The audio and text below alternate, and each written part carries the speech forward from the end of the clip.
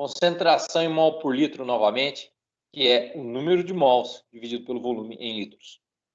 Agora, a substância é o hidróxido de sódio, o NaOH, que é uma base. Lembre-se, substância não tem carbono, termina com OH, é base. Tem uma solução preparada, onde eu pego 4 gramas desse cara e jogo em água e dissolvo até obter 2 litros d'água. A massa molar do NaOH é 40,0 gramas por mol. Se um mol tem 40 gramas, então aqueles 4 gramas representam 0,100 mol da substância em questão. Mas eu quero a concentração em mol por litro, eu não quero saber apenas o número de mols, mas esse é o primeiro passo.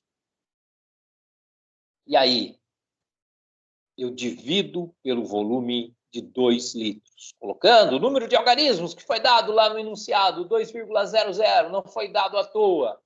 É para eu saber que a resposta será 0,0500. Não é 0,05, porque 0,05 teria só um algarismo significativo. Aqui eu tenho 3. Vamos ver aqui um terceiro exercício sobre concentração em mol por litro. Vamos lá. São dissolvidos 5 gramas de cloreto de potássio em água, obtendo-se uma solução com massa de 200 gramas. Veja, a massa total da solução, 200 gramas. Originando-se uma solução cuja densidade é 1 gramas por centímetro cúbico. Me desculpe a redundância, fui eu que montei aqui o enunciado e escrevi. Gramaticamente ficou feio. Determine a concentração em quantidade de matéria dessa solução. Então vamos lá. Está aí a fórmula da concentração em quantidade de matéria. Cara, você vai pegar 5 gramas de cloreto de potássio. Cloreto de potássio, você vai na tabela periódica, pega os valores, 74,6. Olha, se você é do tipo que decora as massas de cada elemento da tabela, você está perdendo o seu tempo. Porque o maior de todos os vestibulares, grande leviatã dos vestibulares, que é o vestibular do ITA, ele te dá a tabela de presente. De 74,6, os valores você sempre vai ter, mesmo no vestibular mais difícil te darão, mesmo num concurso para professor te darão, certo? Então é 39,1 o valor do potássio e 35,5 o valor do cloro. Agora, nunca mais na sua vida, pegue, vai calcular a massa molar, vai pegar lá o potássio e arredonda já para 39. Pô, não faz isso. Trabalha com 3 algarismos, pelo menos. Veja que o enunciado me diz 5,00 gramas de cloreto de potássio, 200 gramas de água, 1,0, tudo foi dado com 3 algarismos, para que você, na resposta, lide com 3 algarismos. Bom, se um mol dessa substância tem 74,6 gramas, os 5 gramas jogados na solução, dissolvidos na solução, nesses 5 gramas eu tenho exatamente 0,0670 mol dessa substância, escrevendo com os 3 algarismos que eu tenho direito. Esse é o número de mols que eu tenho da minha substância. Veja que cada substância tem a sua massa molar. Você calcula a massa molar primeiro.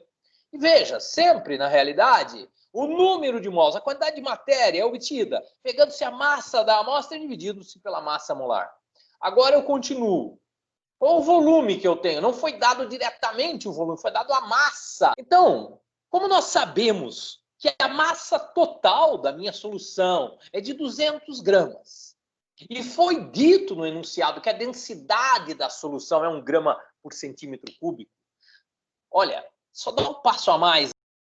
1 centímetro cúbico é o mesmo que 1 ml, tá bom? Se você não sabia, anota aí.